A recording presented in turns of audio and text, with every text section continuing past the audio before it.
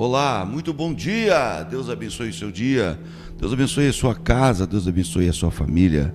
Sejam muito bem-vindos nesta manhã de trazer a você uma palavra de Deus para que você comece o seu dia abençoado, motivado e ativado. Recebam nesta manhã a doce e maravilhosa paz do Senhor Jesus, desse que vos saúda seu irmão em Cristo, Rodrigo Rodrigues, e ao meu lado ele, meu xará, Rodrigo Gundim. Bom dia. Bom dia a todos vocês que nos acompanham aí, simultaneamente, pelo YouTube, pelo Instagram. Que a paz do Senhor, que excede todo entendimento, esteja conosco e que Ele possa nos dar a sabedoria necessária para assimilar, xará, escutar a palavra dele hoje, meditar na palavra dele, escutar, guardar e praticar também. Que nosso coração possa ser aquela terra fértil onde absorve a semente, que a semente é a palavra do Senhor, e ao absorver essa semente ela possa germinar, criar raízes sólidas e também possa frutificar. Afinal de contas, nós somos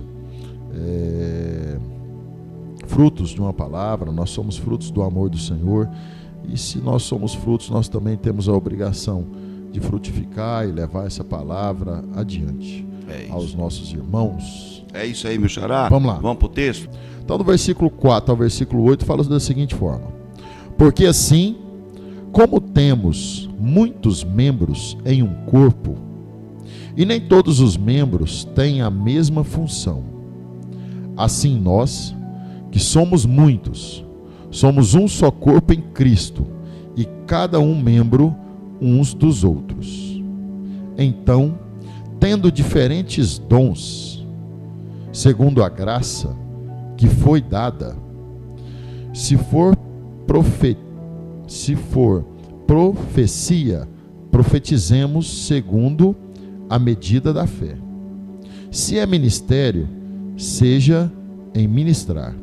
Se é ensinar, haja dedicação no ensinar. Ou o que exorta, na exortação. O que reparte, faça-o com simplicidade. O que governa, com diligência. O que demonstra misericórdia, com alegria. Uau! Carta de Paulo aos crentes de Roma. Aqui nós vamos fazer um bate-bola aqui, para a gente entender o texto, xará. Paulo está dando um exemplo que aqui existe um corpo, correto? Ele dá uma conotação, ele faz uma conjectura da igreja como o corpo de Cristo, sendo que Cristo é o cabeça da igreja, correto? Abaixo da cabeça vem os membros, perfeito? Todos nós temos no nosso corpo a cabeça e o resto, você não vê ninguém andando sem cabeça, correto?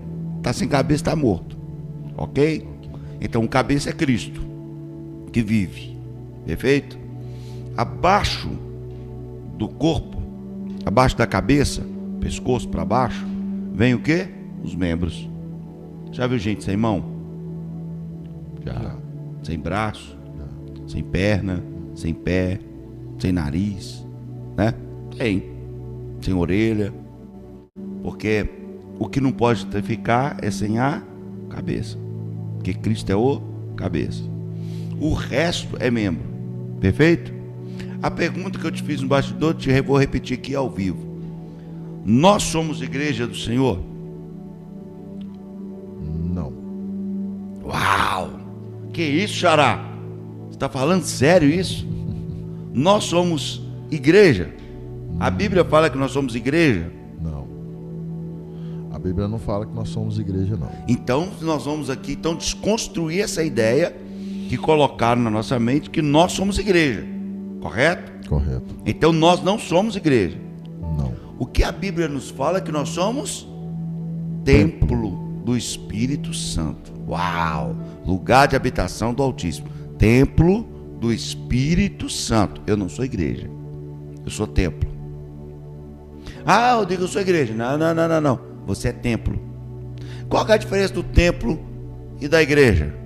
Igreja tem membros.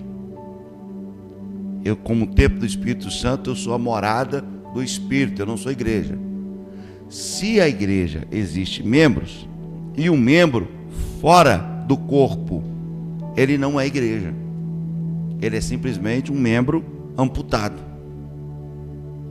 Então, gente, nós estamos aqui desconstruindo algo que implantaram na nossa cabeça. Ah, porque eu posso congregar em casa porque a igreja sou eu. Não. Você é templo, você não é igreja. A igreja é o quê? Junção de membros para formar um corpo. Uau! Se você, Jará, sexta-feira da Paixão, sexta-feira 13, que tem essa mística aí, né? Da sexta-feira. Sexta-feira 13. Olha só que legal isso aqui. Você passar na frente de um cemitério. Tá acompanhando? Estou acompanhando. É porque eu só estou lendo aqui, só para contextualizar na Bíblia o que você falou, que nós não somos igreja, mas sim templo do Espírito Santo do Senhor. 1 Coríntios 3, versículo 16. Não sabeis vós que sois o templo de Deus e que o Espírito de Deus habita em vós? Ou seja, não fala que nós somos igreja, fala que nós somos templo. Só para contextualizar. É ótimo, parabéns. Ou seja, o Espírito habita em nós, ponto. Templo. Eu não sou igreja, eu sou templo.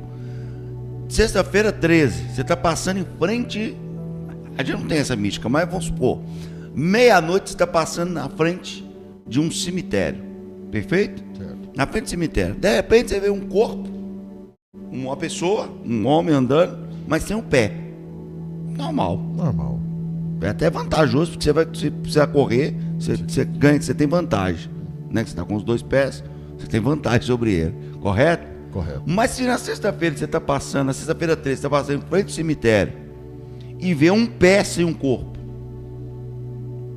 aí dá o quê? Dá ruim, porque dá medo. Porque todo membro fora do corpo, ele gera medo. Todo membro fora de um corpo gera medo. Então a gente tem que entender, olha só que profundo isso aqui, gente. Olha que manhã reveladora. Nós temos que entender que nós só somos igreja se estivermos no templo. Ou melhor, se estivermos no corpo. Fora do corpo, eu não sou igreja. Perfeito? Fora do corpo eu sou um membro amputado. Um membro amputado.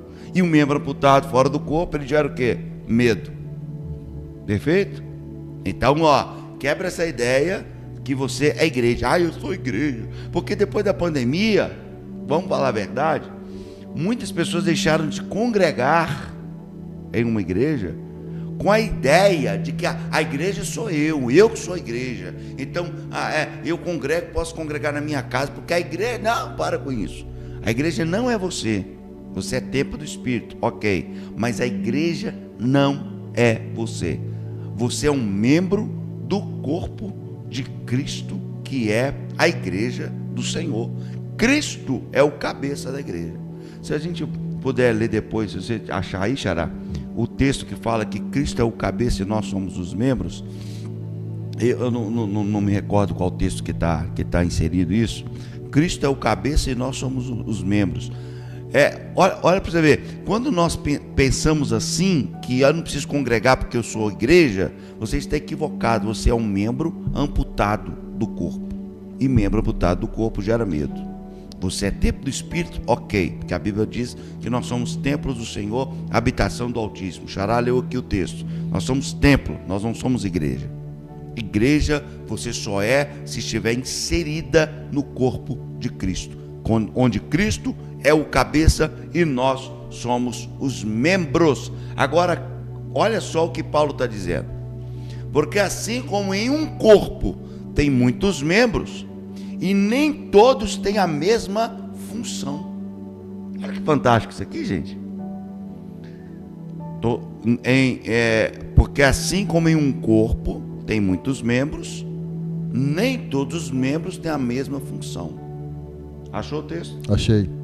Carta do apóstolo Paulo aos Colossenses, Colossenses capítulo 1, versículo 18. E ele, que é Cristo, né? E ele é o cabeça do corpo, da igreja. É o princípio, é o primogênito dentre os mortos, para que em todas as coisas tenha a preeminência. É isso aí. Ele é o cabeça. Se ele é o cabeça, ele é o centro, ele é o cabeça da igreja, ok? Ele é o cabeça da igreja. O que vem para abaixo é o que Paulo está dizendo, porque assim como em um corpo tem muitos membros, nem todos os membros têm a mesma função. Exemplo, a sua mão não faz o mesmo papel do seu pé. Funções diferentes. Funções diferentes, mas ela tem o lugar dela. Justamente. Não é? Ela tem o lugar dela, ela tem a função dela, pegar, palpar e etc. A função da mão é diferente do pé. A função da perna é diferente do braço. A função da orelha é diferente do nariz. Ou seja, cada um tem a sua função e cada um está colocado no seu devido lugar. Você não vê um corpo aí que a orelha é na barriga, o nariz é na perna, não. Cada um tem o seu devido lugar no corpo, ok? E todos têm uma função diferente da outra. O que eu quero dizer com isso? Porque o apóstolo Paulo, ele continua no versículo 5 dizendo: assim nós que somos muitos, somos um só corpo em Cristo. Se Cristo é o cabeça da igreja, os membros têm que estar o quê? Em Cristo, para se formar um corpo. Membro espalhado não gera corpo, correto? Então, assim como nós, que somos muitos, somos um só corpo em Cristo, mas individualmente somos membros um dos outros. E Paulo vai dizer das funções. Cada um tem a sua função. De modo que tendo diferentes dons, segundo a graça que nos é dada. Se é profecia, seja segundo a medida da fé. Se é ministério, seja ministrar. Se é de ensinar, que haja dedicação no ensino. Aquele que exorta, usa o dom para exortar. O que reparte, faça-o liberalidade. E o que preside, com cuidado. O que exercita misericórdia, com alegria. Ou seja, Paulo está dando aqui, Xará, ele está dando a conotação de que cada um de nós foi chamado para uma coisa. Justamente.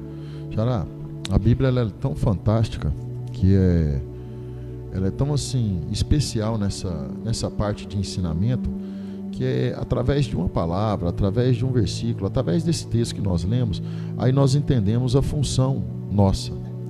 Quando você falou, quando a Bíblia cita que nós somos templo do Espírito Santo do Senhor, né? Porque temos o Espírito de Deus. Na verdade, se a gente for pegar lá em Gênesis, quando o homem foi formado do pó da terra, não é isso?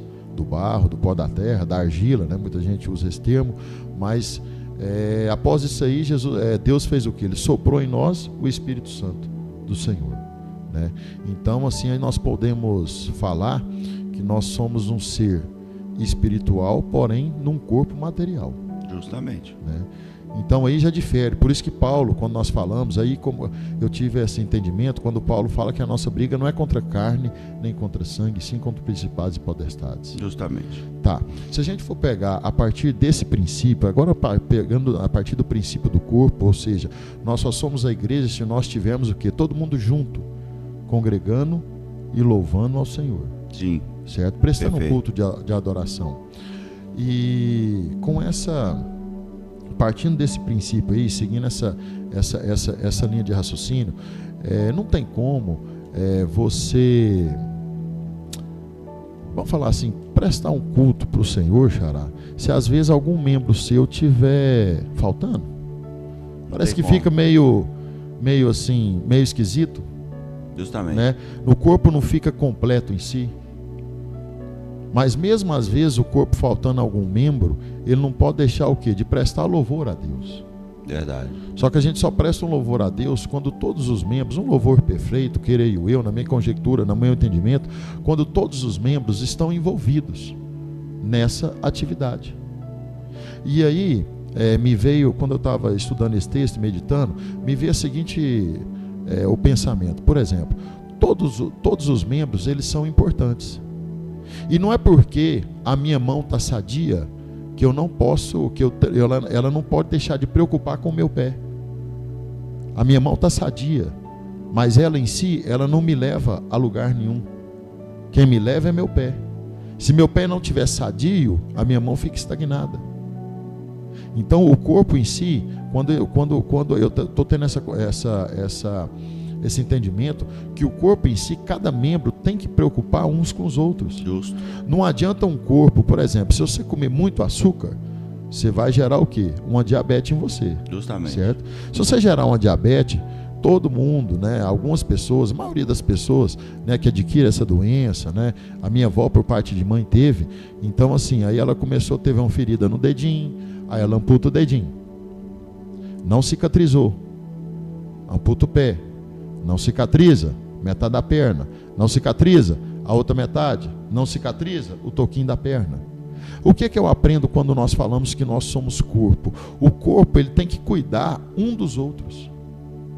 Não adianta eu estar bem se o meu irmão está mal. Eu vou deixar ele ser amputado? Porque se o meu irmão for amputado, xará, o meu corpo ele vai ficar deficiente. Justamente. Então nós, como corpo de Cristo, quando nós congregamos, quando nós unimos com nossos irmãos, ou seja, em uma união só, nós temos que entender o seguinte: para chegar a um louvor perfeito e agradável aos olhos de Deus, todos os nossos membros têm que estar sadios. Verdade. Então você tem que preocupar com o seu irmão.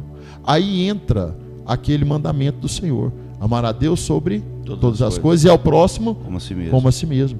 E aí a gente entende o tão grande amor de Jesus, que veio nessa terra, que se fez carne para vencer a carne e para nos ensinar que nós podemos sim vencer a carne, que é difícil, mas ele veio nesse mundo para nos ensinar que pode vencer a carne, né?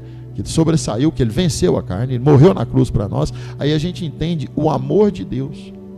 Aí nós entendemos o amor de Deus, o tão grande amor de Deus. Por que ele mandou seu filho aqui? Por que ele mandou seu filho aqui para nos amar, para nos salvar? Porque Deus, ele quer o quê? Ele quer um corpo sadio. Deus, ele quer uma unidade no seu corpo. Eu tenho que preocupar com o meu membro. Por exemplo, minha cabeça está muito boa, bacana, mas se meu coração vai mal, se o coração parar de bombear, o cérebro morre. Não adianta. Se meu cérebro morrer e o meu coração está pulsando, de que adianta? Eu estou vegetando.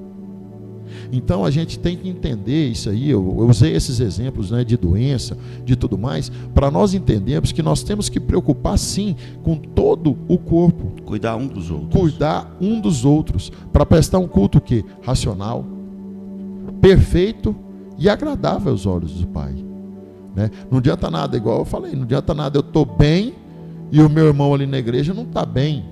Eu estou sabendo que ele não está indo, eu estou sabendo que ele está em dificuldade, e eu não vou lá ajudar. O nosso corpo aqui está deficiente, está faltando ele, né? Então, né, eu acho que uma das mensagens, não tenho certeza, uma das mensagens que Paulo, quando descreve isso aqui, é para a gente preocupar sim com o nosso irmão, é para a gente preocupar sim com o corpo de Cristo, é para a gente preocupar sim com um culto perfeito e agradável aos olhos do Pai. Até porque Paulo está falando das funções do corpo. Se o corpo das funções, né? Cada um tem a sua função dentro de um corpo, né? Igual você acabou de falar. E o Paulo está falando dos ministérios aqui. Paulo fala do ensino, Paulo da exortação, Paulo está falando do dom da profecia. Paulo está falando que tem que haver essas funcionalidades dentro da igreja, né? Paulo está falando que as funções são dadas diversificadas, ou seja, para cada um que está dentro da igreja, que é o corpo de Cristo, para cada um desses, você tem uma função específica. Não precisa querer tomar a função de ninguém. Cada um tem a sua função específica.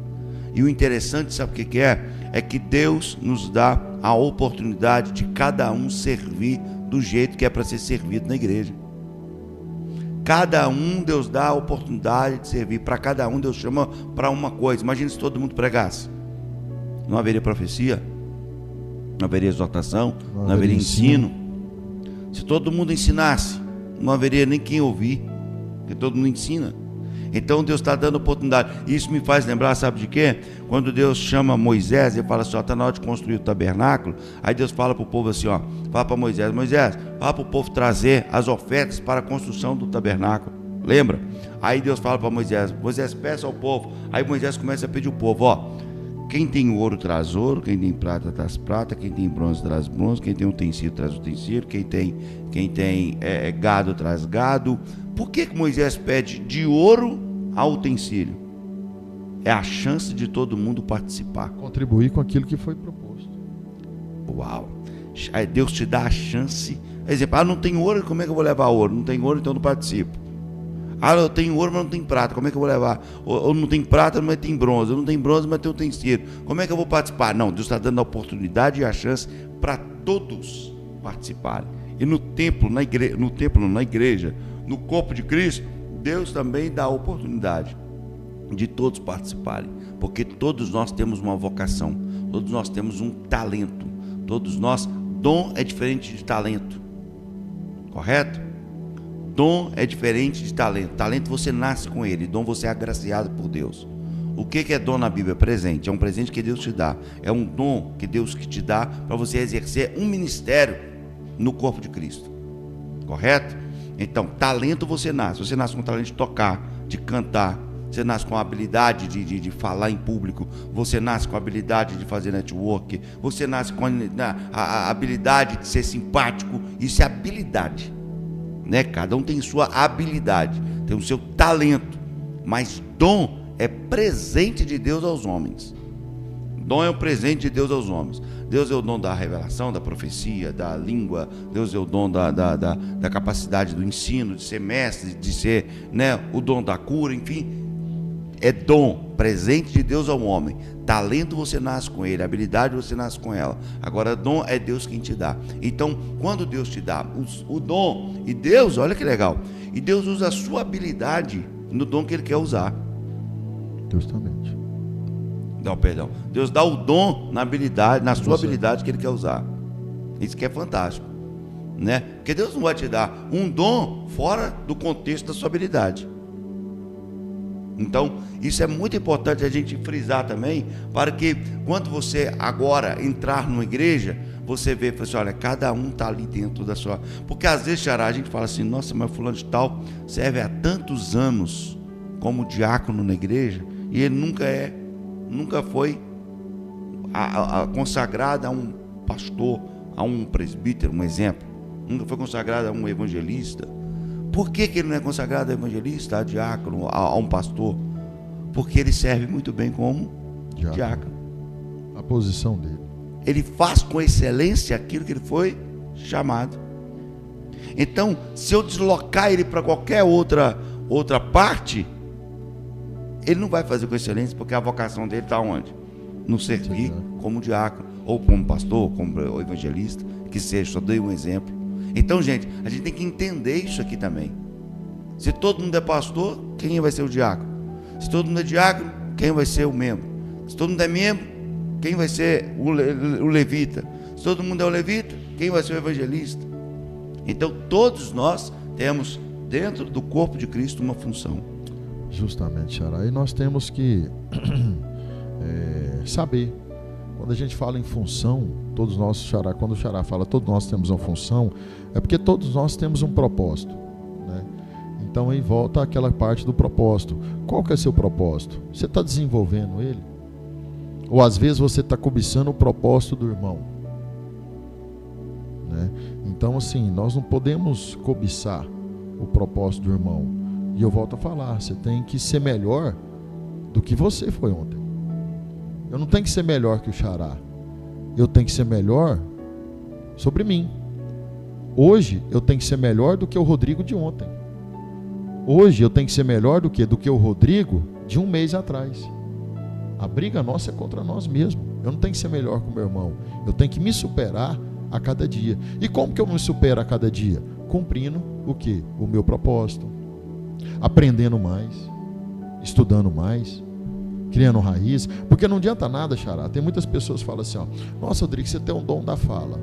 Beleza, eu até acho bom. Só que não adianta nada eu ter o dom da fala se eu não estudar. Não adianta nada eu ter o dom da fala se eu não praticar. Não adianta nada a gente ter o dom de ministrar a palavra do Senhor se você não aprender e não meditar na palavra dele. Aperfeiçoamento. Não adianta. Se você não aperfeiçoar, aí vem aquela parábola dos talentos, da multiplicação, né? Um enterrou. Se você tiver um talento e enterrar, quando o Senhor voltar, não, Senhor, meu talento está aqui, mas está enterrado. Você não multiplicou. E na Bíblia fala, aquele que não multiplicar, aquele fazer, até o que é dado, até o que foi dado, vai ser tirado. Ou seja, vai ser tirado por quê? Para entregar para uma pessoa que faz. Então não adianta nada eu ter um talento, não adianta nada eu ter um dom, se eu não aperfeiçoar esse dom. O dom me facilita a levar a palavra. O dom da palavra me facilita. O dom do entendimento das Escrituras me facilita. Mas de nada adianta se eu não praticar. De nada adianta se eu não estudar. Porque se a pedra o homem pode remover, Jesus ele não vai remover para nós. Lembra da pedra de Lázaro? Sim. Do túmulo de Lázaro? Quem me removeu? Não. Remove a pedra e o Lázaro vai sair. O homem removeu. E nós aprendemos o quê? Aquilo que o homem pode fazer, ele tem que fazer. Deus te dá o talento, Deus te dá o dom. Só que o desenvolver desse talento, desenvolver desse dom, é seu. Mérito seu. Você tem que estudar para isso. Você tem que valorizar isso aí. Você tem que se empenhar. E aí volta ao propósito de vida. O propósito nosso como corpo de Cristo, Xará, você me corrija se eu estiver errado, mas o propósito nosso como corpo de Cristo, além de levar para Ele um louvor, prestar um culto e tudo mais, é preocupar o quê? Uns com os outros. É a servidão, é o servir ao próximo, é amor ao próximo. Uma das mensagens que Paulo fala nisso aqui é o amor. Ou seja, não preocupa se o seu irmão está profetizando, não. Se o irmão está profetizando, recebe a profecia. Ah, o outro está evangelizando, recebe esse evangelho. O outro está louvando, recebe essa adoração. Louva também. Mas faça a sua excelência do dom que você tem. Faça o seu melhor. Cortella fala o seguinte: faça o seu melhor na condição que você tem. Para que você o quê? Adquira condições melhores de fazer o quê? Melhor ainda. Então sempre é uma busca de um aperfeiçoamento. Rodrigo, por isso que aí nós voltamos lá em Josué 1:7. Medita na minha palavra de dia e de noite. Por que nós devemos meditar na palavra do Senhor? Gente, tudo que você precisa está aqui na Bíblia. Se você meditar na palavra dele, você vai multiplicar seus dons e seus talentos. Você vai amar o próximo. Você vai saber como se portar perante o corpo de Cristo. Você vai saber o seu propósito. Você vai prestar um culto para Deus racional. Um louvor racional. Jesus fala o seguinte: eu quero aqueles que me buscam, né, em espírito e em verdade, me adoram. Verdadeiros adoradores, não é isso? A palavra do Senhor fala. Você vai saber fazer o quê? Você vai saber fazer um verdadeiro louvor, uma verdadeira adoração a Deus. Mas se você não meditar, e não conhecer, e não praticar, e não desenvolver seu talento, você vai estar o quê? Fadado ao fracasso. Você vai deixar a vida te levar. Tem uma parte daquele filme que é Alice nos Países das Maravilhas, onde ela fala o seguinte, né? Pergunta para o gato assim, para onde vai essa estrada? Aí o gato fala assim para ela: para onde você quer ir? Aí ela fala assim: não, eu não sei. Aí vira para ela e fala assim: para quem não sabe para onde vai, qualquer estrada serve. Qualquer caminho serve. Qualquer caminho serve. Ou seja, se você não sabe o seu propósito de vida, se você não exerce seus dons, seus talentos, se você não se capacita, se você não conhece o verdadeiro eu, a verdadeira alma sua, para que você veio nessa terra, qualquer caminho vai servir. Aí eu volto a falar naquela música, você vai ficar igualzinho o Zeca Pagodinho fala, né? Deixa a vida me levar, vida leva eu. Eu não quero deixar a vida me levar, eu quero cumprir o propósito para que eu nasci. Para que eu nasci? Não, eu nasci para isso, isso e isso. Então eu vou cumprir. Para que no final da minha vida, né, eu tenho isso na minha cabeça, quando eu chegar perante Jesus, Ele vai me dar um abraço e vai falar assim: ó, foi difícil, mas você cumpriu o seu propósito. Combati o bom combate. E Paulo fala, para terminar, você está falando do aperfeiçoamento, Paulo fala assim, ó, se é ministério, seja em ministrar, se é ensinar, que haja dedicação no ensino, ou seja, aprimore, né? Explore mais o seu dom, não enterre os talentos. Um dia nós vamos até falar sobre os talentos aqui. Não enterre os seus talentos, né? Põe para fora aquilo que Deus já te entregou.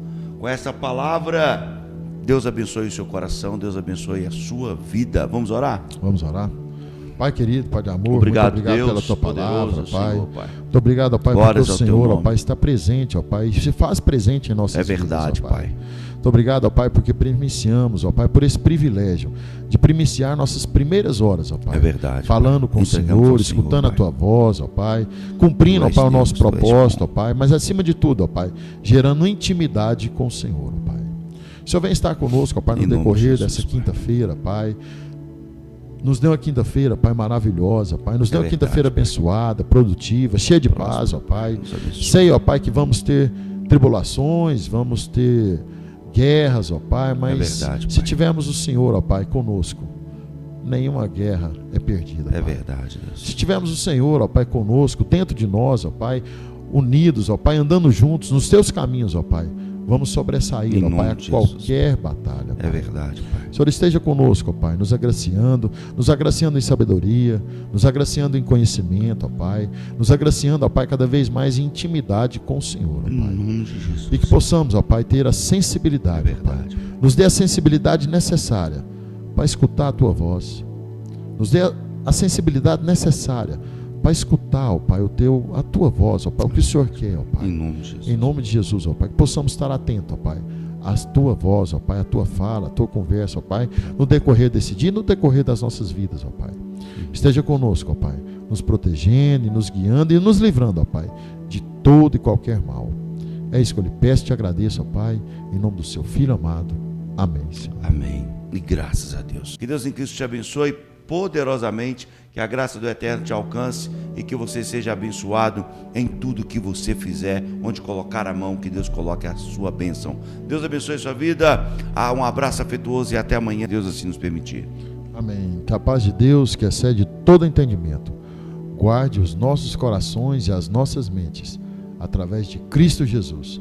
Um abraço afetuoso e até amanhã, às 7 horas, nesse mesmo canal.